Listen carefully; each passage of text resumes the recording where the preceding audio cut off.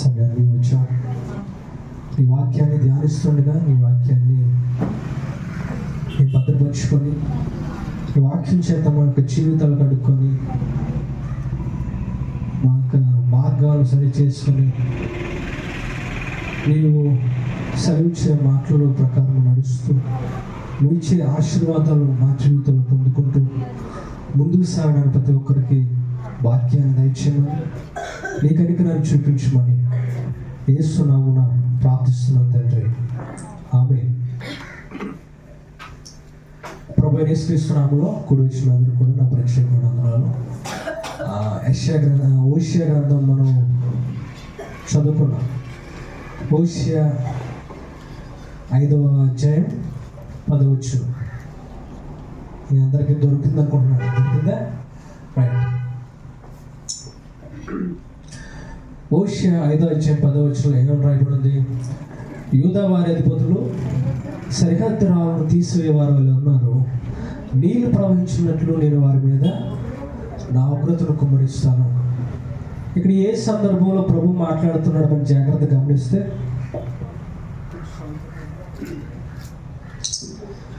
దాదాపుగా 2700 సంవత్సరాల క్రితం, అంటే 7వ శతాబ్దం, క్రీస్తు పూర్వం 7వ శతాబ్దంలో ఓషియా అనే ప్రవక్త దేవుని మాటలు తెలియజేయడానికి ఎన్నుకోబడ్డాడు. ప్రవక్తలు అంటే దేవుని మాటలు తెలియజేసేవారు, దేవుని మాటలు ప్రకటించేవారు. ఇశ్రాయేలు యొక్క ప్రజలకు, యూదా ప్రజలకు అనేక మంది ప్రవక్తలు దేవుని మాటలు తెలియజేస్తూ వచ్చారు. అలాగే మనం చూస్తున్నప్పుడు ఓషియా అనే ప్రవక్త ఇశ్రాయేలు మధ్యన అలాగే యూదా జాతి వారి మధ్య తిరుగుతూ దేవుని మాటలను, దేవుని యొక్క న్యాయాన్ని తెలియజేస్తూ ఉన్నాడు. ఇశ్రాయేలు గురించి మనం మాట్లాడుతున్నప్పుడు మీరు అక్కడ చదువుతానండి. ఇశ్రాయేలు గురించి ఏమన్నాడంటే ఎఫ్రాయిములు అన్నాడు. ఏమన్నాడు? ఇశ్రాయేలు పేరు, ఇంకో పేరేంటి? ఎందుకని అన్నాడంటే, ఇశ్రాయేల్ జాతుల్లో మనం చూసుకుంటే వారన్ని జాతుల కంటే అతి ఎక్కువ మంది ఉన్న జాతి ఏంటంటే ఎఫ్రాయిము వారు. చాలామంది జాతులు ఉన్నాయి, కానీ ఎక్కువ జాతి వారు ఎవరు? ఎఫ్రాయిము. అందుకే అందరినీ కలిపి ఎఫ్రాయిములు అని చెప్తున్నా, ఇశ్రాయేలు అని చెప్తున్నా, వారి గురించి చెప్తున్నాడు ఆయన. కానీ యూదా మనం 5వ అధ్యాయం చూస్తుంటే వారు తీర్పునిస్తున్నాడు దేవుడు. ఎందుకు తీర్పునిస్తున్నాడంటే, ఈ ప్రజలందరూ కూడా తమ దేవుణ్ణి కాదని వేరొక వారి దగ్గరికి వెళ్ళి వారిని సహాయం కోరడం, వారి దగ్గరికి వెళ్ళి ఏదో ఆశించడం చేస్తుండేవారు. దేవుడికి కోపం వచ్చి, నన్ను ఆశించకుండా, నా ప్రజలు నా దగ్గర రాకుండా, నా ప్రజలు నన్ను పూజించకుండా వేరొకరిని లేకపోతే వేరొక వారిని ఆశ్రయిస్తున్నారు అని తీర్పును ప్రకటించాడు. ఆ తీర్పులో మనం చూస్తున్నప్పుడు వారి లోపాలు తెలియజేస్తూ వారి మీదకి ఏ శిక్ష వస్తుందో, ఏ ప్రమాదం వస్తుందో, ఏ తీర్పు వారి మీదకి వస్తుందో దేవుడు తెలియజేస్తున్నాడు.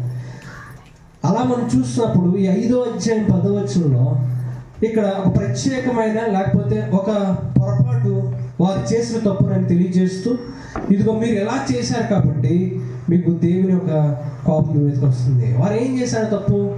ఎవరు చేశారు తప్పు? చూడండి, అక్కడ యూదా వారు చేశారంట. ఏం చేసేవారు? యూదా అధిపతులు సరిహద్దు రాళ్ళు తీసేశారంట. సాధారణంగా మనకి గొడవలు ఎక్కడ జరుగుతాయంటే, ఇంటి పక్కింటి వారికి ఇక్కడికి గొడవలు జరుగుతూ ఉంటాయి. ఎందుకు జరుగుతాయి? ఎక్కువ వాళ్ళకి వీళ్ళకి మధ్యన ఒక సరిహద్దు ఉంటుంది. కొన్నిసార్లు ఆ ఒక్కడుగు నీదా నాదన గొడవ. కొన్నిసార్లు తుడిచేటప్పుడు కూడా ఆ తుడిచిది మన గుమ్మం మీదకి వచ్చేసింది అనుకోండి, మన సరిహద్దు దాటింది అనుకోండి, ఏమవుతుంది? ప్రమాదమే. అంటే సరిహద్దు గురించి ఎక్కువగా ప్రమాదం జరుగుతూ ఉంటుంది. అలాగే దేవుడు కూడా సరిహద్దును ఎంతో దాని జాగ్రత్త గమనిస్తాడు. సరిహద్దు మీద ఆయన చాలా మనసు పెడతాడు. ఎందుకని అంత మనసు పెట్టాడంటే, ఆయన నియమించాడు సరిహద్దుని. ఆ సరిహద్దుని ఎవరైనా దాటితే ఆయన ఉగ్రతను పొందుకుంటారు. ఇక్కడ మీరు చెప్తున్నప్పుడు యూదులు చెప్పాడు, ఆయన మీరు సరిహద్దురాలు మీకు నియమించాను కాబట్టి మీరు దాటడానికి ఏం లేదు, వీళ్ళే. వారు స్థలంలో రాయలుంటే వారు మార్చేసుకొని పెంచేసుకుంటూ ఉన్నారు. మరి ఆత్మీయంగా మనం చూస్తున్నప్పుడు దేవుడు నియమించిన ఈ పొలిమేరలో మనకి ఎందుకు కావాలి? మొదటిది ఏంటంటే, దేవుడు తన హద్దు నియమించేటప్పుడు ఎందుకోసం అని సరిహద్దు నియమించాడంటే సారూప్యం కోసం. చెప్పండి, దేనికోసం? సారూప్యం కోసం. ఎందుకు సారూప్యం రావాలంటే సరిహద్దు ఉండాలి. ప్రతిదాన్ని మనం ఈ లోకంలో గమనిస్తూ ఉన్నప్పుడు ఈ లోకంలో దేనికన్నా సారూప్యం రావాలంటే దానికి హద్దు ఉండాలి, దానికి పొలిమేర ఉండాలి. మీరు సూర్యుని చూడండి, సూర్యుడు ఒక హద్దులో తిరుగుతూ ఉన్నాడు. ఆ హద్దు దాటాడంటే సూర్యుడు నాశనం అయిపోతాడు, తనతో పాటు అన్నిటిని కూడా నాశనం చేసేస్తాడు. అంటే సూర్యుని యొక్క సారూప్యం దానికి రావాలన్నా, సూర్యుడు తాను ఏమై ఉన్నాడో అలాగే జీవించాలన్నా, తన గుర్తింపు ఏదైతే ఉందో అది తనకు అలా ఉండాలంటే తను నియమించిన సరిహద్దులు అది ఏం చేయాలి? తిరుగుతూ ఉండాలి. ఇంక ఏమాత్రం కూడా పక్కడానికి వీల్లేదు. సరిహద్దు అనేది ప్రతి ఒక్కరి స్వారూప్యాన్ని వారికి అందజేస్తుంది. సరిహద్దు దాటామనుకోండి, ఆ స్వారూప్యాన్ని మనం కోల్పోతాం. బైబిల్ గ్రంథంలో, సామెతల గ్రంథంలో మనం చూసినప్పుడు ప్రకృతికి హద్దులు వేశాడంట. సామెతల గ్రంథం 8:29 చూడండి ఒకసారి. అక్కడ ఏమని రాయబడింది? జలములు తమ సరిహద్దులు మేరకుండానట్లు ఆయన సముద్రమునకు పొలిమేరను ఏర్పరిచినప్పుడు, భూమి యొక్క పునాదులు నిర్ణయించినప్పుడు. చాలండి. ఏం చేశాడంటే ఆయన సముద్రాలు సరిహద్దులు దాటకుండా ఉండాలంటే, సరిహద్దులు మేరకుండా ఉండాలంటే ఆయన పొలిమేరలు ఏర్పాటు చేశాడంటే, భూమికి ఏం చేశాడు? పునాదిని ఏర్పాటు చేశాడు. ఒకవేళ ఈ సముద్రం అని పొలిమేర దాటేస్తానని వచ్చినప్పుడు బయటికి, ఇంకా అది ఏమాత్రం కూడా తన స్వారూప్యంలో ఉండదు. ఇంకా ప్రళయం అయిపోతుంది, సునామీ అయిపోతుంది. అది నష్టాన్ని, శాపాన్ని కలుగు చేస్తుంది తప్ప ఏమాత్రం కూడా ప్రజలకు ఆశీర్వాదం కలిగించేది. సముద్రం ఎప్పుడైతే పొలిమేర వరకు ఉంటుందో ప్రజలందరికీ కూడా ఆశీర్వాదం. అది అక్కడ ఉండేవారికి ఆశీర్వాదం, అందులో నివాసాన్ని ఏర్పాటు చేసుకొని, లేకపోతే దానికోసం జీవన కోసం అక్కడికి వెళ్ళినప్పుడు వేటవారికి కూడా అది సరిహద్దులో ఉన్నప్పుడే క్షేమం. అందుకే సారూప్యాన్ని కోల్పోకుండా ఈ సముద్రాలు ఉండాలని దేవుడు ఏం చేశాడు? సరిహద్దు నియమించాడు. మనకు కూడా సరిహద్దు నియమించాడు. ఈ సరిహద్దు ప్రకారంగా ఈ పొలిమేరలో మనం నడుస్తున్నప్పుడు నువ్వు ఎందుకోసం కలుగు చేయబడ్డావో, ఎందుకోసం దేవుడు నేను కలుగు చేశాడో ఆ సారూప్యంలోకి, ఆ పోలికలోకి మనం వస్తూ ఉంటాం. అందుకే మన సరిహద్దు ఏంటో మనం చూడాలి. నేను ఎక్కడి వరకు జీవించాలి, ఎక్కడి వరకు బ్రతకాలి, దాని బాటలకు హద్దు ఎక్కడ ఉండాలి. కానీ ఈరోజు ప్రజలు ఏమాత్రం కూడా చూడడానికి ఇష్టపడట్లేదు. యెషయా గ్రంథం 64:8 తీసి చూస్తే ఒక చక్కటి పోలికను కనపరిచాడు. మనిషి జీవితానికి, ఆ రూపానికి ఆయన చక్కగా పోల్చాడు. చూడండి, యెషయా గ్రంథం 64:8 యెహోవా నీవే మాకు తండ్రివి, మేము జిగటమన్ను, నీవు మా కుమ్మరి వాడువు, మేమందరం కూడా నీ చేతి పని ఉన్నాం. మేమందరం కూడా నీ చేతి పని. మేము ఎలాంటి వారు అంటే జిగటమన్ను వారు, మట్టి వారు, ఏ పోలిక లేని వారు, ఏ స్వారూప్యం లేని వారు మేము. కానీ దేవుడు ఏం చేశాడంటే దాన్ని చక్కగా ఒక పాత్రగా సరిచేసి, ఇదిగో ఇటువంటి సరిహద్దులోనే ఉండాలి, ఈ క్రమంలోనూ తయారు చేయబడాలి. ఇలా తయారు చేయమన్నప్పుడు నువ్వు మంచి కుండలా ఉంటావు. నువ్వు కానీ ఈ సరిహద్దు దాటేసినా, లేకపోతే ఈ క్రమాన్ని మిస్ అయిపోయినా సరే, నువ్వు ఏమాత్రం కూడా నీ స్వారూప్యంలో ఉండలేదు. ఈరోజు ప్రజలు తమ స్వారూప్యాన్ని కోల్పోతున్నారంటే, తాము ఎందుకు నియమించబడ్డారో కోల్పోతున్నారంటే, ప్రజలు ఏం చేస్తున్నారంటే, చెప్పండి ఏం చేస్తున్నారు? చెప్పండి, హద్దులు దాటేస్తున్నారు, పొలిమేరలు దాటేస్తున్నారు. పొలిమేరలు దాటేస్తే దేవుని తీర్పు వస్తుంది. నీ హద్దులు మించి వెళ్ళిపోతే ఏమాత్రం కూడా నీ స్వారూప్యంలో ఉండలేదు. అందుకే నువ్వేమై ఉన్నావో నువ్వు అలాగూ జీవించాలంటే ఎప్పుడు కూడా నీ సరిహద్దు ఏంటో నువ్వు చూసుకుంటూ ఉండాలి, గమనిస్తూ ఉండాలి. నీ మాటల్లో సరిహద్దు, నీ నడకలో సరిహద్దు, నీ జీవితంలో సరిహద్దు, అన్నింటిలో కూడా సరిహద్దు నియమించుకుంటే నువ్వు ఎలా మారుతావంటే, నువ్వెందుకు తయారు చేయబడ్డావు అందుకని నువ్వు మారుతావు. అందుకే అపోస్తుల కార్యాలలో పౌలు అంటాడు, ఇదిగో నేను క్రీస్తును పోలు నడుచుకునే ప్రకారం. ఎవరిని పోలు నడుచుకుంటాడంటే పౌలు గారు? క్రీస్తుకు ఒక పోలిక ఉంది, ఒక స్వారూప్యం ఉంది ఆయనకి. ఎందుకంటే క్రమబద్ధంగా జీవించాడు ఆయన. యేసుక్రీస్తు వారి జీవితం చూస్తున్నప్పుడు ఆయన పాపం లేని వాడిగా జీవించాడు. ఎందుకని అలా జీవించాల్సి వచ్చింది? ఆయన ఒక క్రమంలో నడుచుకుంటూ వచ్చాడు. తను ఎందుకు జీవించాలో ఒక పోలిక ఉంది ఆయనకి. ఈరోజు ఆ పోలికలో ఉండాలి. గాలికి పోలిక ఉందంటారా? గాలికి పోలిక ఉందా? ఉందండి, గాలికి పోలిక. దేవుడు నియమించిన ప్రతి దాన్ని మనం జాగ్రత్త గమనిస్తాను. పోలిక గాలికి సరిహద్దు ఉంది. మీరు జాగ్రత్తగా మీరు రాకెట్ వేసుకొని మీరు శూన్యంలోకి వెళ్ళిపోవడం, చంద్రమండలం వెళ్ళిపోవడం, గాలి ఉంటుంది అక్కడ? ఉండదు. ఈ భూమిలో బంధించాడు గాలి. ఈ గాలికి సరిహద్దు వేశాడు ఆయన. ఒకవేళ సరిహద్దు కనుక గాలి మేరితే ఈరోజు ఏ ప్రాణి కూడా నివసించదు. ఈరోజు మనిషి కూడా తన స్వారూప్యాన్ని, తన పోలికను కాదని దాటుకుంటూ వచ్చేస్తే అతడు ఏమాత్రం కూడా జీవించలేడు. పౌలు అంటున్నాడు రోమిలకు రాసిన పత్రిక 12:2 మీరు ఈ లోక మర్యాదను అనుసరింపక ఉత్తమమును అనుకూలమును సంపూర్ణమై ఉన్న దేవుని చిత్తం మీద పరీక్షించి తెలుసుకున్నట్లు మీ మనస్సు మరినూతనం ఒకటి వలన రూపాంతరం పొందండి. సారూప్యంలోకి, ఏ సారూప్యం అయితే సంపూర్ణమో అందులో మీరు మారాలి. ఈ లోక మర్యాదలన్నీ కూడా ఏమాత్రం కూడా మంచివి కాదు. క్రీస్తులో మాత్రమే సంపూర్ణత ఉంటుంది, పరిపూర్ణత ఉంటుంది, ఫుల్నెస్. పరిపూర్ణంగా మనం జీవించగలం. ఖాళీతనం ఉండదు మనకి. యేసులో జీవిస్తున్నంత కాలం అది ఉత్తమమైనది, పరిపూర్ణమైనది. మీరు అలా జీవిస్తూ పరీక్షించుకుంటూ జాగ్రత్తగా గమనిస్తూ నా పరిస్థితి ఎక్కడుంది, నేను దాటచ్చా, ఈ పొలిమేరని దాటచ్చా అని జాగ్రత్తగా వెళ్ళాలి. జాగ్రత్తగా వెళ్తుంటే నువ్వు రూపాంతరం చెందుతావు, సారూప్యాన్ని పొందుకుంటావు. నువ్వేమై ఉన్నావో ఆ రూపంలోకి వచ్చేస్తావు చక్కగా. మీరు రోడ్డు మీద వెళ్తున్నప్పుడు ఒక సరిహద్దు ఉంది, లెఫ్ట్ సైడ్ సరిహద్దు. మీరు ఎడమవైపు మాత్రమే వెళ్ళాలి. లేదు ఎవడో లేడు కదా, వెళ్తే ఏమైపోద్ది? మన జీవితంలో ఎల్లప్పుడు కూడా సరిహద్దులు వేసుకో. మన కంటికి మంచిగానే కనపడచ్చు, కానీ మనం జాగ్రత్త పడాలి. అందుకే రెండో దాంట్లోకి వస్తాం. సరిహద్దు సారూప్యమడమే కాదు, సరిహద్దు సంరక్షణ కూడా ఇస్తుంది. చెప్పండి, ఏమొస్తుంది? సంరక్షణ. మనం ఎప్పుడైతే సరిహద్దు దాటేస్తామో, లెఫ్ట్ సైడ్ నుంచి రైట్ సైడ్ నాకు ఇష్టానుసారం వెళ్ళిపోతామో ఏమవుతుంది? ప్రమాదం ఎదురవుతుంది.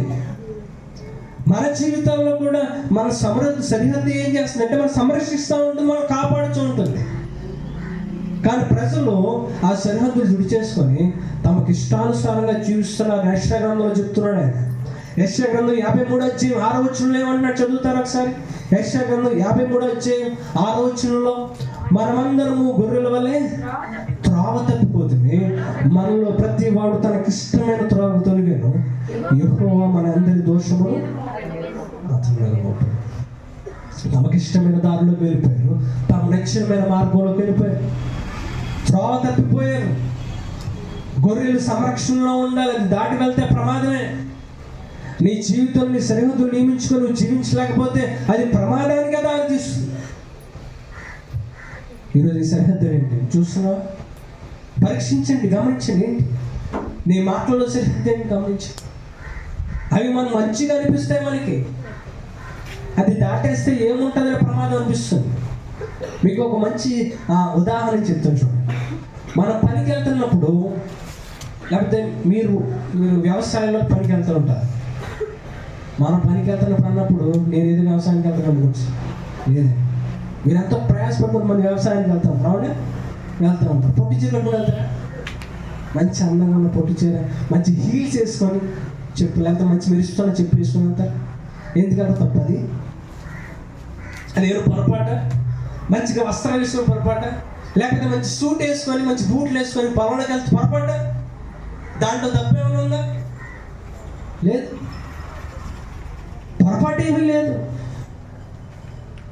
మరి పొరపాటు ఏమీ లేనప్పుడు మరి ఏం జరుగుతుంది అక్కడ? నీ జీవితం స్లో అయిపోద్ది అంతే. నువ్వు చూసుకోవడం సరిపోతుంది, అది పట్టుకోవడం సరిపోతుంది. నీ జీవితం అంతా ఏమైపోద్ది? పనిలోకి వెళ్తే ఆగిపోతుంది. అందుకే నీ కంటికి మంచిగా కనపడినా ఏ సూట్ వేసుకొని వెళ్ళకూడదా, లేకపోతే మంచి చీర కట్టుకుని ఇల్లు నీ ఇష్టం. ప్రతిఫలం సాధించలే, సంరక్షించబడలే, ఏదో కింద పడిపోతావు అంతే.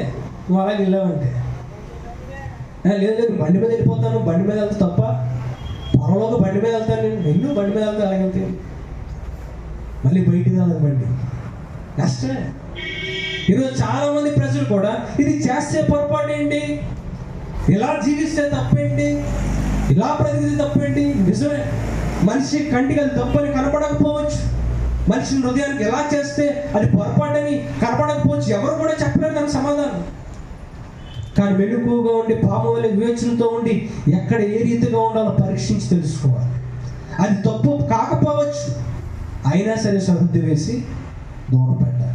ఎందుకంటే నా జీవితం ముందుకెళ్ళకుండా స్లో చేసేస్తుంది, నెమ్మది చేసేస్తుంది, ముందుకెళ్ళకుండా అది నష్టపరుస్తుంది, నా సమయాన్ని నష్టం చేస్తుంది, ధనాన్ని నష్టం చేస్తుంది.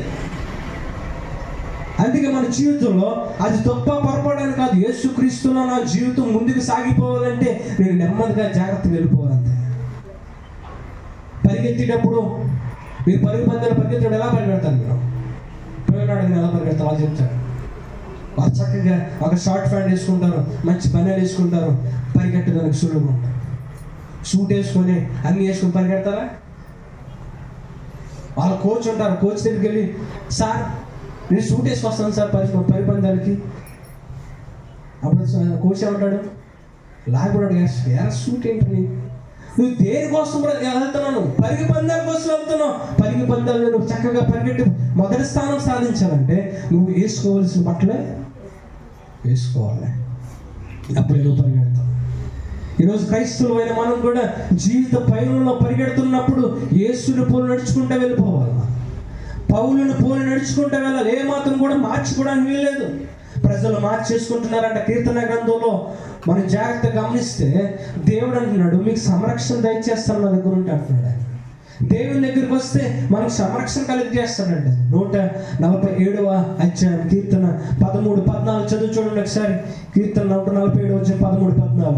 ఆయన నీ గుమ్మముల గడియలను బలపరుచున్నాడు, నీ మధ్యను నీ పిల్లలను ఆశీర్వదించున్నాడు, నీ సరిహద్దులు సమాధానం కలిగి చేస్తాడు, మంచి గోధుమలతో నిన్ను తృప్తిపరుస్తాడు, మంచి గోధుమలు ఇస్తాడు. అందుకని జాగ్రత్తగా మీరు ఆయన సంరక్షణ ఉండాలంటే మీరు సరిహద్దుల్లో ఉండాలి. ప్రయత్నించాలి, ఏ మంత్రం దాటి ప్రయత్నం చేయొద్దు. మీ కనబడుతుందల్లా మంచైనా చెడైనా ఎందుకు అలా చేయకూడదంటే వద్దు, అది నీ జీవితాన్ని వెనకలాగేస్తుంది. వాక్యం సెలవిస్తుందంటే ప్రశ్నించద్దు, ఎందుకు అలా చేయాలండి. ప్రతిరోజు దేవుని మంది ఎందుకంటే దేవుని మందిరం రావాలి, ఎందుకంటే ప్రతిరోజు ప్రార్థన చేయాలి, ఎందుకంటే వాక్యం చదవాలి. నీకు సమాధానం తెలియాల్సిన అవసరం లేదు, దేవుని మాట నమ్మకంతో పాటించు. ఎందుకంటే ఒక రోజు ఖచ్చితంగా ప్రతిఫలం చూస్తాం. దేవుని జ్ఞానాన్ని మీకు చెప్తున్నప్పుడు దేవుని మాటలు చక్కగా పాటించండి. చివరిలో మీరు మీ గమ్యస్థానాన్ని మీరు చేరుకుంటారు, దేవుడు దీవిస్తాడు. ఇది ఎందుకని ప్రశ్నించుకుంటూ వెళ్ళిపోతే మన కంటికి మంచిగానే కనపడచ్చు, కానీ మనం గీతలు దాటేస్తా ఉన్నాం, సరిహద్దు రాళ్ళు దాటేస్తా ఉన్నాం, మన జీవితాన్ని మనమే వెనకలాగేసుకుంటున్నాం. ఈరోజు వాక్యం చెప్తుంది సరిగ్గా క్రమంగా పాటిస్తూ ముందుకు వెళ్ళిపోవడమే. ఎందుకంటే ఎలా చేయాలి, ఎలా చేయకూడదు, అలా చేయాలి, ఎలా చేయకూడదు అంటే వద్దు సహోదరి సహోదరు, వద్దు. మన జీవితం దేవుని కోసమే ముందుకు వెళ్ళిపోవాలి. మన చూడండి ఒకసారి యెషయా గ్రంథం 17:26 ఆయన వచ్చున్నాడు. యెషయా గ్రంథం క్షమించండి అపోస్తుల గ్రంథం 17:26, అపోస్తుల గ్రంథం 17:26. మరియు యావత్ భూమి మీద కాపముటకు ఆయన ఒకరి నుండి ప్రతి జాతిని సృష్టించి వారు ఒకవేళ దేవుని తడుగులాడి కనుగందురేమో. చదువుతారా సరే 26వ అధ్యాయం తీసారా? చదవండి. 17 వచ్చి 26 వచ్చి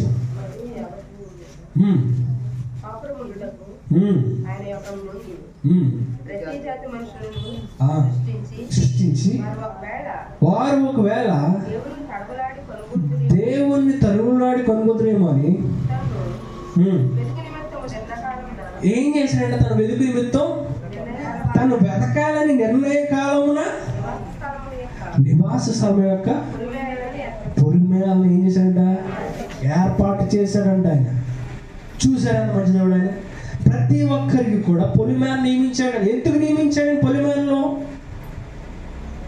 తొడుగులు ఆడుకోకుండా, ఎక్కడ పడితే అక్కడ తిరగకుండా ఆయన ఏం చేస్తామని? కనుగొంటామని, ఆయన ఎవరో తెలుసుకుంటామని, ఆయన ఎవరో త్వరగా గుర్తించాలని ఆయన ఏం చేశాడు? పొలిమేరలను ఏర్పాటు చేశాడు. నివాస స్థలం యొక్క పొలిమేరలో నియమించాడు. మనందరికీ కూడా పొలిమేరలు ఉన్నాయి. ఆయన ఉద్దేశించిన నిర్ణయ కాలంలో, ఆయన సంకల్పించిన కాలంలో ప్రతి ఒక్కరికి ఒక స్వాస్థ్యాన్ని నియమించి తన యొక్క ఆస్తిని ముందు పెట్టి అంటున్నాడు, ఇది పొలిమేరలు మీకు ఉన్నాయి, దాన్ని దాటే ప్రయత్నాన్ని విధులు చేద్దాం. ఆ పొలిమేర ఉన్నంతకాలం కూడా సంరక్షణలో మీరు ఉంటారు. దేవుడు యొక్క కాపుదల ఉంటుంది. అది దాటేస్తే కాపుదల ఉండదు. ఈరోజు సంరక్షణ కావాలా? సరిహద్దులో ఉండు. దేవుని వాక్యాన్ని ప్రశ్నించద్దు. దేవునికి ఇవ్వాలా? నువ్వు సంరక్షణ ఉండంటే దేవునికి ఇవ్వాలంతే. దేవుని మందిరానికి ఆదివారం పరిశుద్ధ దినాన్ని రావాలంటే ఖచ్చితంగా రావాలి. ఎందుకంటే రాకపోతే సంరక్షణ ఉండదు. ఈరోజు సరిహద్దురాలు మనం దాటి వచ్చేస్తాం. ప్రశ్నిస్తా ఉన్నాం, ఇది మంచిగా చేయడానికి, ఇది చేస్తే తప్పేంటని. కానీ నీకు అర్థం కావట్లేదు. దేవుని స్వారూప్యంలో, దేవుని సంరక్షణలో నువ్వు ఉండాలంటే రావాలి. ఎందుకంటే నిర్ణయకాలు ప్రతి ఒక్కరికి ఏం చేశాడైనా? స్వాచ్యాన్ని ఇచ్చాడు. స్వాచ్యం మన మూడవది ఏం చెప్పండి? స్వాచ్యం. సరిహద్దులు ఉంటేనే స్వాచ్యం. సరిహద్దు దాటేస్తే స్వాచ్యం లేదు. మొదటిగా చెప్పండి, సరిహద్దులు ఉన్నంత కాలం కూడా స్వారూప్యంలో ఉంటాం. సరిహద్దులు ఉన్నంత కాలం కూడా సంరక్షణ ఉంటాం. సరిహద్దులు ఉన్నంత కాలం కూడా ఇందులో ఉంటాం. దేవుని స్వాచ్యం మనకు ఉంటుంది. స్వాచ్యం అంటే సంపద, ఆశీర్వాదం. దేవుని యొక్క స్వాచ్యంలో ఉంటే ఆయన మనతో సంరక్షిస్తాడు. ద్వితీయోపదేశకాండం మనం చూస్తే ప్రతి ఒక్కరికి కూడా ఒక ప్రదేశాన్ని ఇశ్రాయేలు సమకూర్చాడంట. ద్వితీయోపదేశకాండం 19:14 చూడండి ఒకసారి. ద్వితీయోపదేశకాండం 19:14 నీవు స్వాధీనపరుచుకున్నట్లు నీ దేవుడైన యెహోవా నీకు ఇచ్చిన దేశంలో నీకు కలుగు నీ స్వాస్థ్యములో పూర్వీకులు నియమించిన నీ పొరుగు వారి సహోదరాతిని నువ్వేం చేయకూడదు? తీసివేయకూడదు. ఇశ్రాయేలు ప్రజలకి ప్రతి ఒక్కరికి కూడా ఒక స్వాస్థ్యాన్ని సిద్ధపరిచి మీరు దాన్ని స్వాధీనం చేసుకోండి. మీరు స్వాధీనం చేసుకొని మీరు పొందిన స్వాస్థ్యంలో మీరు నివసిస్తూ ఏ రోజు కూడా ఈ సరిహద్దులను తీసే ప్రయత్నం మీరు చేయడానికి లేదు. ఆ రోజు ఇశ్రాయేలు ప్రజలకు ఏ రీతికి అయితే స్వాస్థ్యాన్ని దేవుడు అనుగ్రహించాడో, స్వాస్థ్యం ఒక ప్రదేశాన్ని అనుగ్రహించాడో, మీకు కూడా దేవుడు ఒక స్వాస్థ్యాన్ని అనుగ్రహించాడు. నిర్ణయ కాలంలో ప్రతి ఒక్కరికి కూడా ఒక స్వాస్థ్యాన్ని, ఒక ఆస్తిని సమకూర్చాడు. ఆ ఆస్తి, ఆ స్వాస్థ్యం మనతో ఉండాలంటే మీరు సరిహద్దులను దాటడానికి వీల్లేదు. సరిహద్దులో ఉన్నంత కాలం కూడా ఆ స్వాస్థ్యాన్ని మీరు అనుభవిస్తారు. ఆ స్వాస్థ్యాన్ని రోజులు పొందుకుంటారు. ఆ స్వాస్థ్యాన్ని మీరు ఆస్తికర్తలుగా అవుతారు, దాని అధికారులుగా అవుతారు. అందుకే ఏ మాత్రం కూడా దాన్ని తప్పే ప్రయత్నం మాత్రం చేసే పని చేయొద్దు. కీర్తన గ్రంథం 58:55 వారి ఎదుటి నుండి అన్ని చెల్లి వెళ్ళగొట్టేసి అంటున్నాడు కీర్తనగాడు. అన్ని చెల్లి వెళ్ళగొట్టి, శత్రువులు వెళ్ళగొట్టి, అపాయాలు వెళ్ళగొట్టి మీకు స్వాస్థ్యాన్ని ఇచ్చారు. చూడండి 58:55 చదువుతారా? 58:55 వారి ఎదుటి నుండి అన్ని జనుల వెళ్ళగొట్టి కొలనూరు చేత వారి స్వాస్థ్యమును వారికి పంచి ఇచ్చెను. ఇశ్రాయేలు గోత్రంలో వారి గుడారములో నివసింపజేస్తాను. ప్రతి ఒక్కరికి పంచి ఇచ్చాను. ఈరోజు మీ తల్లిదండ్రులు మీకు ఆస్తి ఇవ్వలేకపోయినా దేవుడు మాత్రం మీకు స్వాస్థ్యాన్ని ఇచ్చాడు. ఈరోజు పొలాలు ఉంటే మనం స్వాస్థ్యం అనుకుంటున్నాం. ఈరోజు ఏదో బంగారం ఉంటేనే మన స్వాస్థ్యం, ధైర్యంగా బ్రతకచ్చు అనుకుంటున్నాం. కానీ దేవుడు ఒక గొప్ప స్వాస్థ్యం మీకు ఇచ్చాడు. దాని చేత మనం ధైర్యంగా బ్రతకచ్చు. మనకు ఒక గొప్ప స్వాస్థ్యం ఉన్నదని నిరంతరము కూడా ధైర్యంగా బ్రతకచ్చు. ఈరోజు ఇల్లు లేకపోయినా, మంచిగా మనకు భోజనం లేకపోయినా, మంచి ఆరోగ్యం లేకపోయినా పర్లేదు, ఒక రోజున ఒక స్వాస్థ్యాన్ని దేవుడు నాకు అనుగ్రహించాడు. అక్కడ మంచి గృహాన్ని సిద్ధపరిచాడు, ఒక స్థలాన్ని సిద్ధపరిచాడు. ఆ స్వాస్థ్యం నాదే, దానికి అర్హుడుని నేనే, దానికి ఆస్తికర్తను నేనే. ఎంత గొప్ప స్వాస్థ్యం దేవుడిచ్చే స్వాస్థ్యం. ఈరోజు ఆ స్వాస్థ్యాన్ని వద్దనుకొని ఈ లోకంలో తిరిగితే ఎలా? ఈరోజు లోకంలో స్వాస్థ్యాన్ని వెతుకుంటున్నాం, లోకంలో ఏది సంపాదించాలని వెతుకుంటున్నాం, లోక మలినాలని స్వాస్థ్యంగా పెట్టుకుంటున్నాం మనం. అది కానీ ఎంతో కాలం మన దగ్గర ఉండదు. దేవుని స్వాస్థ్యం చిరకాలం ఉంటుంది. అందుకే మీరు దేవుడిని మార్చేసి దేవుడు వద్దని చెప్పేసి మీకు చేయడానికి వెళ్ళలేదు. కానీ ఇశ్రాయేలు ప్రజలు చూడండి, దేవుడు ఎంతో చక్కగా పాలు తేనె ప్రవహించి స్వాస్థ్యాన్ని వారికి అనుగ్రహిస్తే దీవారాత్రులు కూడా వారికి తోడే ఉండి, మేఘ స్తంభం ఉండి, అగ్ని స్తంభం ఉండి వారిని సంరక్షిస్తూ కాపాడుతూ ఈ సరిహద్దులో మీరు ఉండండి, మిమ్మల్ని దీవిస్తానని ఆశీర్వదిస్తానని ఇశ్రాయేలు ప్రజలు చెప్తే వారు ఏమంటున్నారు? అయ్యా, ఈ రాజ్యం మాకొద్దు, వేరొక రాజ్యాన్ని మేము ఆశ్రయిస్తాం, వేరొక రాజ్యం కోసం సహాయాన్ని కోరుతాం, వేరొక వైపు మేము చూస్తాం. కీర్తన, అదే కీర్తన 106 చూడండి ఒకసారి. 106 తమ మహిమాస్పదమును గడ్డిమై ఎత్తురోమునకు మార్చేశారు. చాలా ఉన్నతమైన దేవుని మహిమను గడ్డి మేసేదానికి మార్చేశారు, పశువుకి మార్చేశారు. దేవుని మహిమ ఎంత ఉన్నతమైనది, అది మహా ఆకాశముల కంటే ఉన్నతమైన, ప్రపంచాల కంటే, తేజ నక్షత్రాల కంటే ఉన్నతమైన మహిమను పనికిరాని వ్యర్థమైన నకిలీ అయిన దాన్ని మార్చేసుకున్నారు, మట్టిని పట్టుకున్నారు. దేవుని మహిమకు ప్రతిగా ఈ లోకంలో వ్యర్థమైన దాన్ని పట్టుకుంటున్నారు, మలినమైన దాన్ని పట్టుకుంటున్నారు. మనం అలా ఉన్నాను వీళ్ళది. దేవుని స్వాస్థ్యాన్ని మనం పట్టుకుందాం, దేవుడిని మాత్రమే పట్టుకుందాం. ఎందుకని గొప్ప మహిమను విడిచిపెట్టేయాలి మనం? ఇర్మియాలో అంటున్నాడు ఆయన, ఇర్మియా గ్రంథం 2:13 వారు ఏం చేస్తారు చూడండి ఒకసారి. ఇర్మియా గ్రంథం 2:13 వారికి నేను ఏమి ఇచ్చానంటే మంచి స్వాస్థ్యం ఇచ్చాను, కానీ వారు 2 తప్పులు చేశారంటాడు. చదవండి ఒకసారి ఇర్మియా 2:13. నా జనులు 2 నేరములు చేస్తున్నారు. ఏం చేస్తారు? జీవజలముల ఊటను నన్ను విడిచి ఉన్నారు, తమ కొరకు తొట్లను అనగా బద్దలైన నీరు నిలవని తొట్లను తొలిపించుకున్నారు. దేవుడిచ్చిన సరిహద్దులను, దేవుడిచ్చిన పాత్రలను మనం పెట్టుకున్నప్పుడే జీవజల నదులన్నీ కూడా ఉంటాయి. ఇందులో ఇది దాటేస్తే అది పగిలిపోతుంది అంతే. పొలం సరిహద్దు ఉంటుంది, గట్టు ఉంటుంది, మన గొట్లు కొట్టేసే ప్రయత్నం చేస్తాం. మన జీవితం పట్టణపు గోడ పొడగొట్టినట్టుగా, కోల్పోయినట్టుగా, సామెతల గ్రంథం చెప్పినట్టుగా పట్టణ పునాదులు మన గోడ పొడగొట్టేసుకుంటున్నాం. వాక్యం సెలవిచ్చినట్టుగా పట్టణ పునాదులు పాడైపోతున్నాయి, గోడలు పడిపోతున్నాయి. ఒక ప్రవక్త ఏడుస్తూ బాధపడుతూ ఉంటాడు, అయ్యా బయట జంతువులు వచ్చేస్తున్నాయా అంటాడు. లోపలికి దేవుని స్వాస్థ్యాన్ని మార్చేసుకుంటున్నాడు. కానీ ప్రసంగి విలాప వాక్యాల్లో అంటున్నాడు, అయ్యా నా స్వాస్థ్యం నీవే నాకు ఆశ్రయ దుర్గం. ఈరోజు ఆయన స్వాస్థ్యాన్ని మనం పట్టుకుందాం, ఆయనే మన స్వాస్థ్యంగా మనం చేసుకుందాం. విలాప వాక్యాల్లో భక్తులు అంటున్నాడు 3:24 అయ్యా నీవే నాకు ఆశ్రయ దుర్గం. చూస్తారు సార్ విలాప వాక్యాలు ఎంత మంచి మాట అంటున్నాడు. విలాప వాక్యాలు 3:24 యెహోవా నా భాగమని నేను అనుకుంటున్నాను. చూడండి, యెహోవాను భాగంగా పెట్టుకున్నాడు. నీవే నాకు భాగం, నీవే నాకు స్వాస్థ్యం. భాగం అంటే స్వాస్థ్యం. ఆయన యందు నేను నమ్మిక ఉంచున్నాను. ఆయన పట్టుకుంటే, ఆయన స్వాస్థ్యాన్ని నమ్ముకుంటే, ఆయన ఇచ్చిన ఆ భాగం ఏదైతే ఉందో, నా భాగం ఏదైతే ఉందో, ఆయన ఆ భాగాన్ని పట్టుకుంటే నాకు ఈ లోకంలో ఏ స్వాస్థ్యం లేకపోయినా, ఏ ఆస్తి సంపద స్వాస్థ్యం ఈ లోకంలో ఏది లేకపోయినా సరే ఆయన భాగం నాకు ధైర్యం ఇస్తుంది, ఆయన భాగం నాకు నమ్మకాన్ని ఇస్తుంది. ఈరోజు ఎన్ని అని మనకు లేకపోతున్నా సరే ఆయనలో స్వాస్థ్యాన్ని సంపాదించుకోండి. కీర్తనగాడు అంటాడు, అయ్యా నీవే నాకు ఆశ్రయదుర్గము, నేను నమ్ముకొని ఉన్నాను.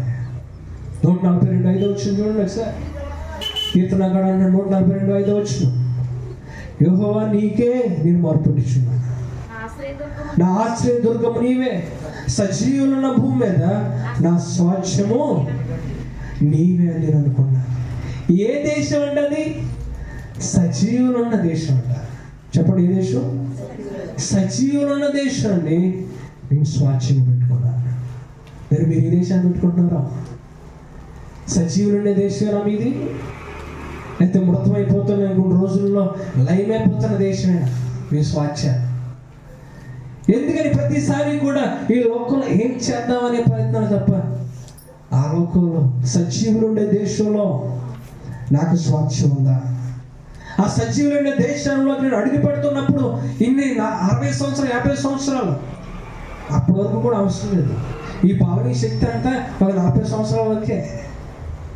తర్వాత అన్నీ ఫెయిల్యూర్ అయిపోతున్నాయి, అన్నీ కూడా మొత్తం అయిపోతున్నాయి, అన్ని కీళ్ళు కూడా అరిగిపోతున్నాయి, అన్నీ ఏమైపోతున్నాయి? బోరుకు వచ్చేస్తున్నాయి అంతే. ఇంకా తర్వాత బ్రతుకున్న అంతకాలం కూడా ఇంకా అంత దీని మీదే మనసు,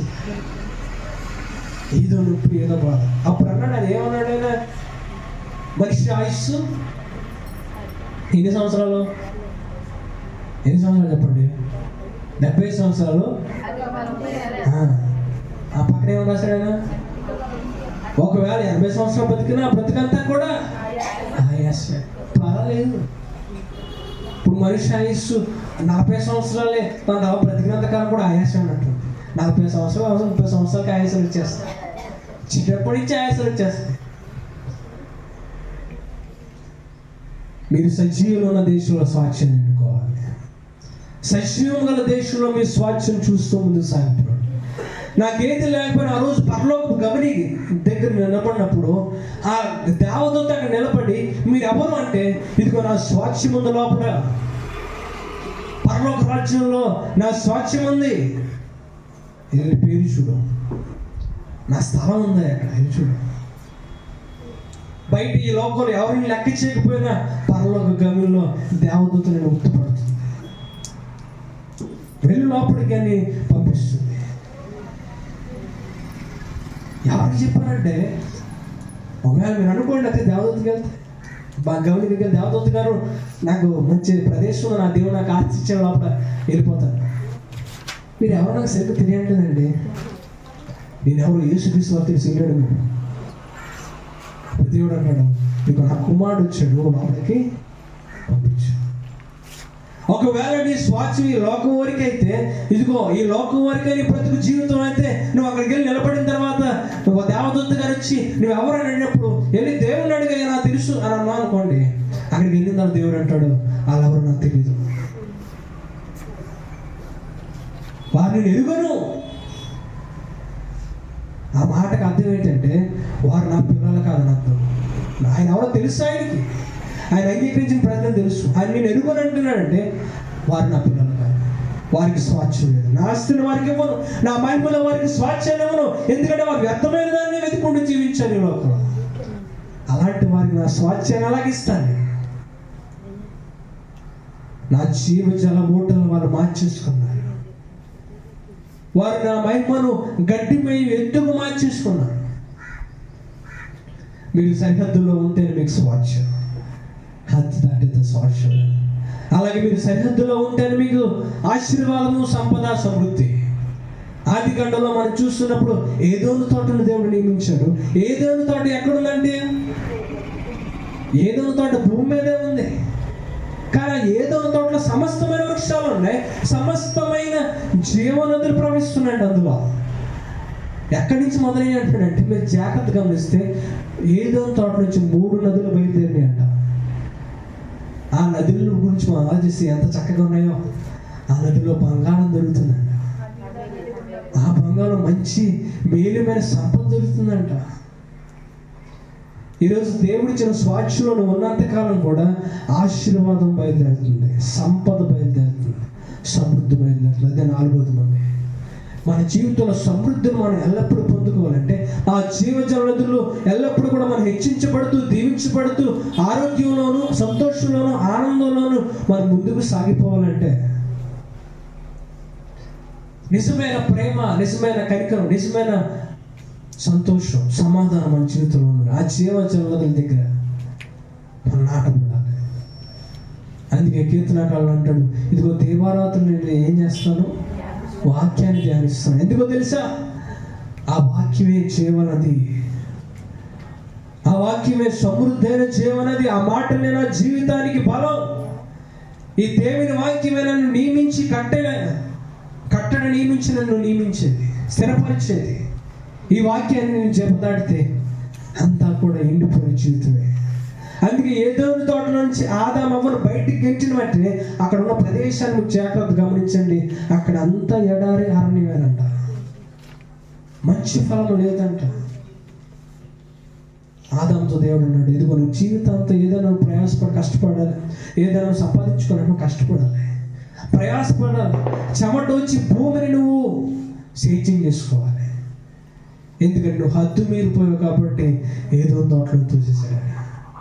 ఈ రోజున దేవుడిచ్చే సమృద్ధి నుంచి మనం వెళ్ళిపోకుండా దేవుడిచ్చే ఆశీర్వాదాన్ని తప్పకూడదంటే నువ్వు ఏదో తోటలో నేను ఉండాలి. ఎక్కడ ఉండాలి?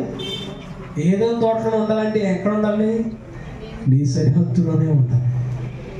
దేవుడు నియమించిన వాక్యం అనే సరిహద్దులోనే ఉండాలి. కీర్తన 16:6 ఒకసారి చూడండి. కీర్తన 16:6 ఎంత చక్కని మాట ఉందో చూడండి. మనోహరమైన స్థలములలో, అతి ఉన్నతమైన స్థలములలో నాకు పాలు ప్రాప్తించను, శ్రేష్టమైన స్వాచ్ఛము నాకు కలిగి. ఆయనలో ఉన్నదంతా శ్రేష్టమే. ఆయనలో ఉండేది మనోహరము. మనోహరం ఎంత మాట ఉంది, ఎంతో ఉన్నతమైన సంతోషమైన మాట. ఆయనలో నువ్వు జీవిస్తున్నంత కాలం కూడా నీ ఆ స్థలం ఏదైతే ఉన్నది మనోహరము, శ్రేష్టమైనదే. అందులో దీవెన, ఆశీర్వాదం, జీవనదులు ప్రవహిస్తానే ఉంటాయి. దాని బయట ఏమీ లేదు. ఆ బయట అరణ్యం, ఏడిపే. 3:19 నేను బిడ్డలలో నేను ఎట్లు ఉంచుకొని రమ్యమైన దేశమును. 3:19 ఆయన చూడండి, ఆ దేశాన్ని పోలిస్తే ఎంత చక్కగా పోలుస్తున్నాడు చూడండి. రమ్యమైన జనముల స్వాచ్ఛములలో రాజకీయ స్వాచ్ఛము నేను ఎట్లు నీకు ఇచ్చేదని అనుకుంటుంది. నీవు నా తండ్రి అని నాకు మొరపెట్టి నన్ను మానవ అనుకుంటున్నా. నీకు ఎంత స్వాచ్ఛం ఇచ్చాను, మనోహరమైన స్వాచ్ఛాన్ని అప్పగించండి, శ్రేష్టమైన స్వాచ్ఛాన్ని అప్పగించండి. అందులో నువ్వు నివసించాలి, అందులో సమృద్ధైన ప్రాంతం నివసించాలి. సరిహద్దులు నియమించుకొని దాటకుండా ముందుకు వెళ్ళిపోవాలి మనం. నువ్వు దాటేస్తావా? అందులో స్వాచ్ఛం లేదు. ఈ లోపల ఏదో ఉందనుకుంటున్నావా? అదంతా మలినమే. అందుకే హద్దులు నియమించుకోండి. మాటల హద్దు, జీవితం హద్దు రాసుకోండి. అక్కడ మీ పుస్తకాలలో రాసుకోండి. పిల్లలు మీ పుస్తకాల్లో రాసుకోండి. ఇదిగో మీ తల్లిదండ్రులు గౌరవించవలసింది, మీ తల్లిదండ్రులు సన్మానించవలసిన గీత, మీ తల్లిదండ్రులు సన్మానించిన ఆజ్ఞ, సరిహద్దు మీరు పిండమనే ఉండగానే నియమించబడింది. మీరు కన్న తల్లి పేరు తెచ్చుకొని బయటికి రాగానే ఆ సరిహద్దు దాటి వెళ్ళడానికి వీల్లేదు. ఏ ఒక్కరైనా చెప్పినా సరే, మీ తల్లిదండ్రులు సన్మానించే అవసరం లేదు, మీ తల్లిదండ్రులకి ఏం అవసరం లేదు, ఏ మానవుడు చెప్పినా సరే మీరు ఆ సరిహద్దు దాటానికి వీల్లేదు. మీ తల్లిదండ్రులు మంచివారైనా చెడ్డవారైనా ఆ సరిహద్దు దాటానికి వీల్లేదు. వివాహం అయినప్పుడు భర్తకు సరిహద్దు ఉంది, భార్యకు సరిహద్దు ఉంది, ప్రతి మందానికి ఒక సరిహద్దు ఉంది. ఆ సరిహద్దు దాటద్దు. సరిహద్దు దాటేస్తే ప్రజలు తమకు ఇష్టమైన దానికి వెళ్ళిపోయి నాశనంలోకి వెళ్ళిపోతున్నారని వాక్యం చదువుతున్నాం. 5వది చివరి ముగించేస్తాను. చివరిది సమర్పణ. చెప్పండి ఏంటి? సరిహద్దు ఉన్న వాళ్ళకే సమర్పణ ఉంది. సరిహద్దు వేసుకున్న వారికే సమర్పణ జీవితం ఉంటుంది. ఒకరోజు సాతాను దేవుని యొక్క మీటింగ్ జరుగుతూ ఉంది, సమావేశం జరుగుతుంది. ఆ సమావేశం జరుగుతున్నప్పుడు సాతాను కూడా ఎంట్రీ ఇచ్చాడు. అప్పుడు యేసుక్రీస్తు సాతాను ప్రశ్నిస్తాడు, సాతాను ఎక్కడి నుంచి వస్తున్నాడు? మీరు చాలా సచ్చుండి దెయ్యాలని అపవిత్ర ఆత్మని మీరు అడగండి ఒకసారి, ఎక్కడికి వెళ్తున్నావు నువ్వు, ఎక్కడుంటున్నావు అడగండి.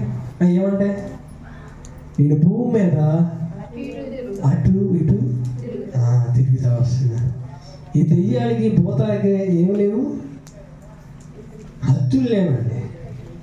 అవి ఎక్కడికన్నా వెళ్ళిపోతాయి, అటు వెళ్ళిపోతాయి, ఇటు వెళ్ళిపోతాయి, ఎటు వెళ్ళిపోతాయి, అటు వచ్చేస్తాయి. వాటికి పరిమితి అనేది లేదు. అవి ఎందుకోసం వెళ్తున్నాయో వాటికి తెలియదు, ఎలాగన్నా వెళ్ళిపోతాయి. అవి సమర్పణ అని ఎందుకు మాట్లాడుతున్నానంటే, నీ జీవితాన్ని ఒక గమ్యం వైపు నడిపిస్తున్నప్పుడు అటు ఇటు కాకుండా విచ్చలవిడిగా కాకుండా ఒక గమ్యం కోసం బ్రతుకుతున్నప్పుడు, ఒక పని కోసం నియమించుకున్నప్పుడు దాన్నే సమర్పించుకోవడం అంటారు. ఏదైనా ఒక పని కోసం నిర్ణయించుకొని, ఏదైనా ఉద్దేశం కోసం నువ్వు రెడీ అయ్యి సమకూర్చుకుంటే, లేకపోతే సిద్ధపాటు చేసుకుంటే దాన్ని ఏమన్నారు? సమర్పణ అన్నారు. ఈరోజు ఎవరైతే సరిహద్దు నియమించుకొని ఆ సరిహద్దు మార్గం నడుచుకుంటూ వెళ్తూ ఉంటారో వారు తమ జీవితాలు సమర్పించుకున్నట్టు.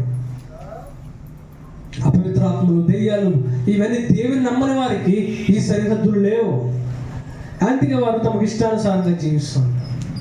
వారిని మైకి పెట్టుకుని, అమ్మ ఎందుకోసం జీవిస్తున్నాం అంటే, ఏమో తెలియదండి, బ్రతికేస్తున్నాం అంతే.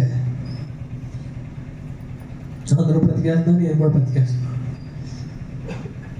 ఇంకొంతమంది ఏం చేస్తారంటే దేవుని యొక్క సమర్పణ లేకుండా లోక సమర్పణ ఇచ్చుకుంటున్నారు. దాన్ని ట్రెండ్స్ అన్నారు. లోక ట్రెండ్స్, లోకం ఎలా జీవిస్తుందో అలాగనే నడుద్దాం, లోకానికి తగినట్టుగా. ఇంకా మీరు చెప్పాలంటే ఫ్యాషన్. ఈ ఫ్యాషన్ అనేది తరానికి మారుతూ ఉంది. ఈ లోకాన్ని సమర్పించుకుని వారు ఉన్నారు, లోకం వ్యక్తులు చూసి సమర్పించుకుని ఉన్నారు. లోకంలో ఉన్న వారిని చూసి దానికి తగినట్టుగా జీవించే ప్రయత్నం చేస్తున్నారు. దానికి తగినట్టుగా తమ జీవితాలు, తమ తగినట్టుగా తమ వస్త్రాలు, తమ తగినట్టుగా తమ మాటలు మార్చుకుంటూ ఉన్నారు. అందుకే రోజు రోజుకి ఒక్కొక్క స్టైల్ మారిపోతుంది. కావాలంటారా? ఈరోజు ఒక స్టైలు, రేపు స్టైలు. ఈరోజు జుట్టు పక్క ఉంటుంది, రేపు ఇంకో జుట్టు ఇంకో పక్క ఉంటుంది. సగం ఈరోజు తీసేస్తాడు, రేపు ఇంకో రోజు కూడా తీసేస్తాయి. ఒకరోజు ఫ్యాన్ జిప్ వేసుకుంటాడు, ఇంకో రోజు ఏమో పెద్ద ఫ్యాన్ పెట్టేసుకుంటాం మనం.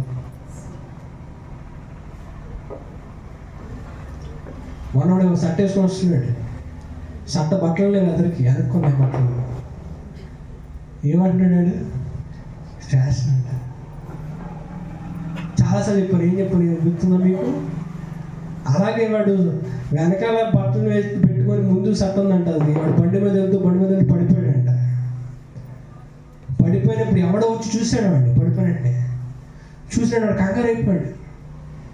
ఎందుకంటే బట్టలు కనపడట్లేదు, బటన్స్, టీ షర్ట్ కదా బటన్స్. వాడు వెనక్కి తిప్పి చూస్తే బట్టలు ఉన్నాయి, తల ఎలా ఉండిపోయింది. వాడు అనుకున్నాడు బట్టలు ఇట్టేపుంటే తల టైపోయి కదా ఉండాలి, అంతే తల పట్టుకొని చూసారండి. హద్దు దాటేస్తే ప్రమాదమే. హద్దులు మీరుకుంటూ వెళ్ళిపోతే ప్రమాదమే. దేవుడు ఎంత చక్కగా హద్దులు నియమించాడైనా. మీరు అనుకుంటారేమో దేవుడు లెక్క చేయడని, దేవుడు ఖచ్చితంగా లెక్క చేస్తుంది. ప్రతి ఒక్కరు సమర్పణ కలిగి ఉండాలి. ఇదిగో పాత నిబంధన కాలంలో దైవజనులకి సమర్పణ ఉంది. ఇదిగో యాజకులతో చెప్పడానికి, యాజకులని ఇదిగో మీరు సమర్పణ కలిగి జీవించాలి. ఆ సమర్పణ మీరు దాటితే దేవుని అగ్ని దహిస్తుంది. సమర్పణ దాటి ప్రజలు ఎంతో మంది దేవాలయాలు అడుగు పెట్టారు. ఆ యాజకుల పని ఏమైందో మనకు తెలుసు. ఒకసారి చూడండి, ఒక మాట చూపిస్తాను. లేవీకాండం 21వ అధ్యాయం. వారికి దేవుడు ఎలా సమర్పించుకున్నాడు కొన్ని మాటలు నేను చూపిస్తాను. లేవుడు చాలా ఉన్నాయి కానీ 5వ అధ్యాయం చదవండి ఒకసారి. లేవీకాండం 21వ అధ్యాయం 5, 6, 7 మీరు చదువుకుంటూ వెళ్ళిపోతే వారికి ఎంత హద్దులు నియమించారో చూస్తారా? వారు తమ తలను బోడి చేసుకొని రాదు, గడ్డ పక్కలను క్షౌరం చేసుకొని రాదు, కత్తితో దేహమును కోసుకొని రాదు. వారు తమ దేవునికి ప్రతిష్టమైన వారుగా ఉండవలను. మీరు చదువుకోండి, వెళ్ళిపోండి. దేవుని నామాన్ని అపవిత్రపరచకూడదు.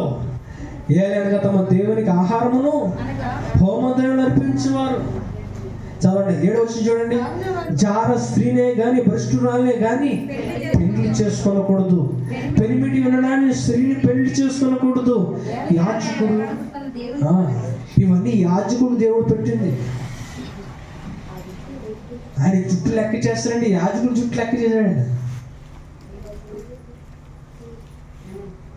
వాళ్ళని షోరూమ్ కూడా చేసుకోవద్దన్నాడు. అది యాజకులు నియమించిన కట్టడ, యాజకులు పెట్టిన కట్టడ. ఎందుకు లెక్క చేస్తున్నాడు ఆయన? జుట్టు కూడా ఎందుకు లెక్క చేస్తున్నాడు ఆయన? ఎందుకు వచ్చు? అతడు నీ దేవునికి ఆహారం అర్పించేవాడు కనుక నీవు అతని పరిశుద్ధపరచువాను. మిమ్మల్ని పరిశుద్ధపరిచి యెహోవా నేను పరిశుద్ధుని కనుక అతడు మీ దృష్టికి పరిశుద్ధుడు కావాలి. ఇంకా మీరు చదువుకోండి, అది ఎన్ని ఉన్నాయండి వారికి. మీ వస్త్రాలు జాగ్రత్తగా ఉండాలి అంటున్నాడు. మీరు ఎటువంటి వస్త్రాలు వేసుకోవాలో నియమించాడు యాజకులకి. మీరు ఏం తినాలో నియమించాడు వాళ్ళకి. మీరు ఆస్తిని ఎలా సమకూర్చుకోవాలో నియమించడానికి. మీరు ఏమేమి సమయంలో ఎటువంటివి తినాలో ఏమేమి తినకూడదో కూడా వాళ్ళు నియమించాడు ఆయన. ఆ రోజు ఉన్న దేవుడు ఈ రోజు కూడా ఉన్నాడు. ఈరోజు మన కంటికి తప్పుగా అనిపించకపోవచ్చు. ఆయన ఏం పర్లేదు, నీ గీత దాటకుండా ఉండాలంటే సరిహద్దు నియమించుకో, సరిహద్దుని ఏర్పాటు చేసుకో. నీ వస్త్రాలకు సరిహద్దుని ఏర్పాటు చేయి, నీ మాటలకు సరిహద్దుని ఏర్పాటు చేయి, నీ కంటికి సరిహద్దు ఏర్పాటు చేసుకో, నీ జీవితానికి సరిహద్దు, నీ పనికి సరిహద్దు ఏర్పాటు చేయి. ఆ విశ్రాంతి దినమున పరిశుద్ధ దినమాన్ని సరిహద్దు ఏర్పాటు చేసుకో. ఏది ఏమైనా పరిశుద్ధ దినాన్ని ఆశ్రయించాలి. ఏది ఏమైనా నేను ప్రతిరోజు దేవునికి ప్రార్థన చేయాలి. ఈ సరిహద్దులు దాటుకుంటే, సరిహద్దులు మీరు వెళ్ళిపోతూ ఉంటే దేవుని కోపం, దేవుని తీర్పు వచ్చేస్తుంది. మీరు ఎంతగా సమర్పించుకోవాలంటే మీరు పని కోసం నియమించబడాలి. భర్త పని సమర్పించుకోవాలి, భార్య పని సమర్పించుకోవాలి, పిల్లల పని సమర్పించుకోవాలి. స్టూడెంట్స్ ఉంటే వారు చేస్తున్న పనికి సమర్పించుకోవాలి. నువ్వే పని చేస్తావో ఆ పని కోసం సమర్పించుకోవాలి. నువ్వు చదువుకుంటున్నావా, ఆ పని కోసం సమర్పించుకోవాలి. అది నేర్పించాలి మనం. మా ఓడు మొద్దండి, మొద్దు కాదు, నువ్వే పెద్ద మొద్దు. టీచర్ అందరినీ టీచరే.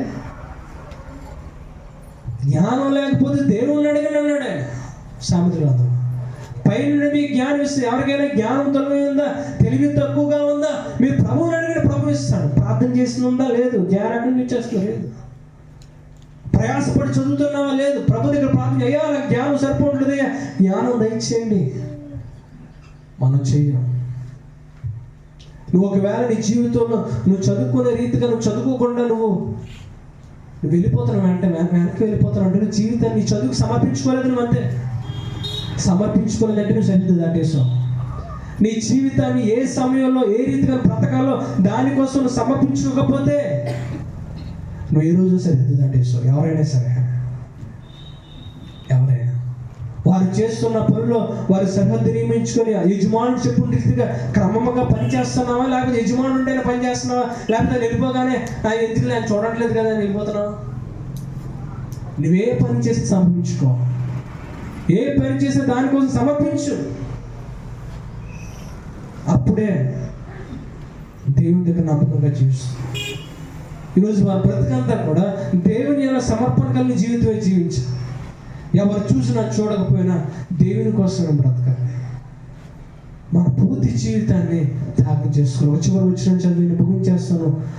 తన చివరి కాలంలో తన కింద ఉన్న శిష్యునికి ఒక ఉత్తరాన్ని రాస్తున్నాడు పౌలు. 2వ తిమోతికి రాసిన గ్రంథం.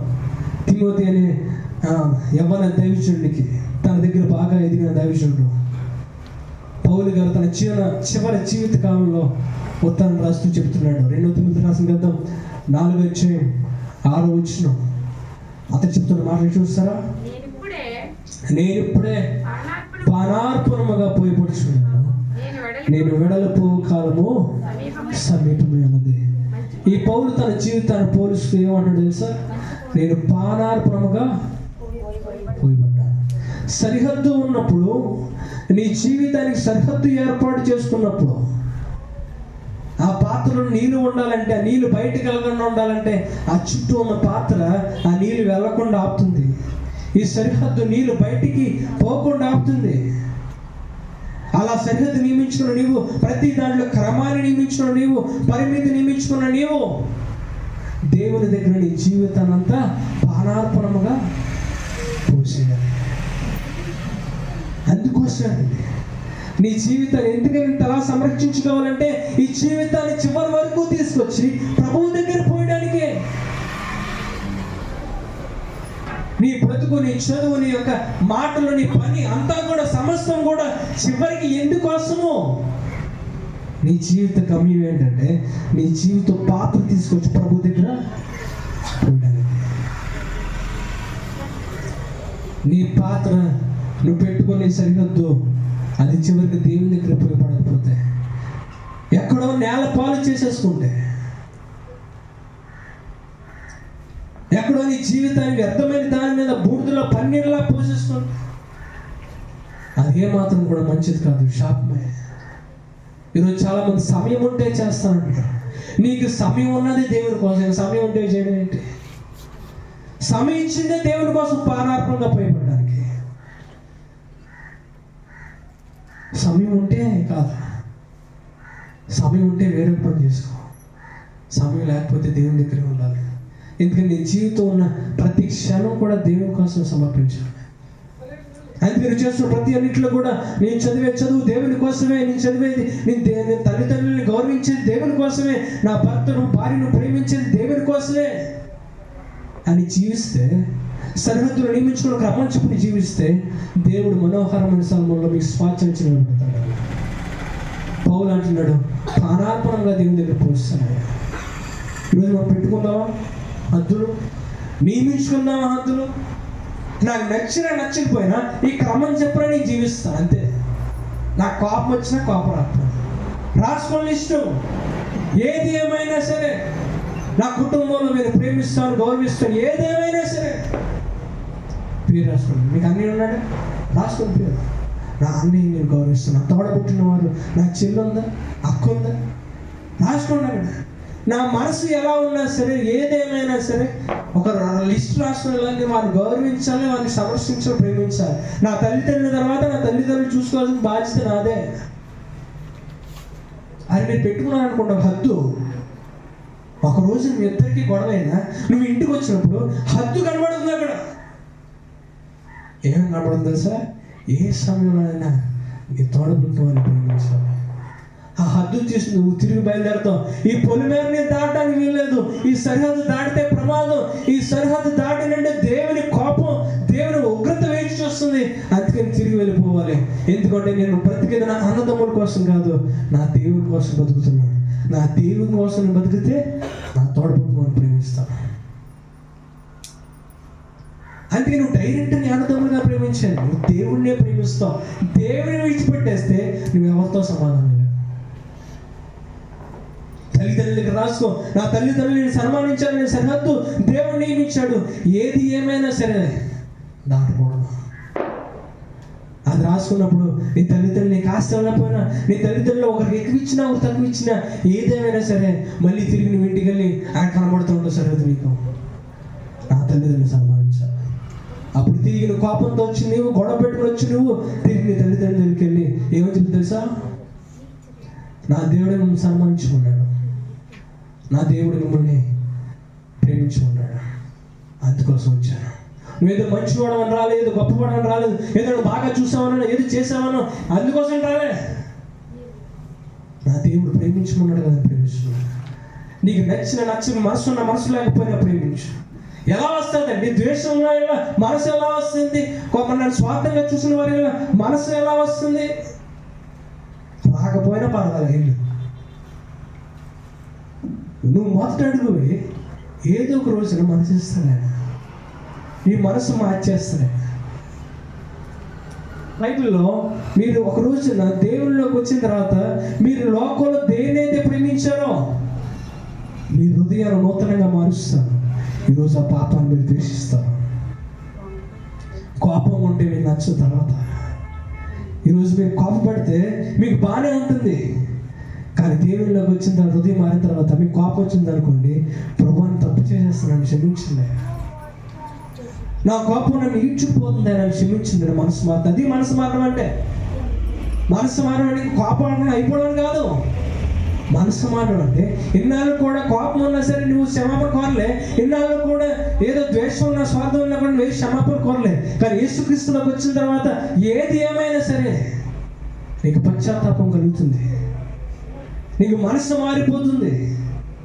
ఈరోజు సరిహద్దు నియమించు, ప్రతిదాన్ని సెలవు నియమించుకో. నువ్వు పనికి వెళ్తున్నావా, నా యజమాని నీకు లోపడాలి, నా యజమాని నేను గౌరవించాలని రాసుకో. ఒకవేళ యజమాని సరిగ్గా చూసుకోకపోయినా, నీకు అన్యాయంగా నీకు దానం ఇస్తున్నా, అన్యాయంగా నీకు ఏదైనా చేస్తున్నా సరే నీకు అది కనపడుతుంది. అన్యాయం చేసినా తప్పు చేసినా సరే ఏం చేయాలి, వారికి లోపడాలి. ఇవి సరిహద్దులు అంటే. ఈరోజు నువ్వు వాక్యాన్ని వింటున్నప్పుడు ఈ సరిహద్దులు నీకు కనపడతాయి, వాక్యాలు ఎదుగుతున్నప్పుడు సరిహద్దులు కనపడతాయి. పరిశుద్ధ దినాన్న వాక్యం మీకు చేతలు ఎన్ని సరిహద్దులు కనపడతాయి. ఈరోజు ప్రజలు సరిహద్దులే, ఈరోజు ప్రజలు పొలిమేరలే. పొలిమేరలు లేకపోతే ఒకరోజు దేవుని మృతి ప్రతి ఒక్కరి మీద వస్తుంది. అందుకే ప్రతి ఒక్కరు కూడా జాగ్రత్త పడండి. ప్రతి ఒక్కరు దయచేసి ఇష్టపడతాం, ప్రార్థన చేసుకోండి.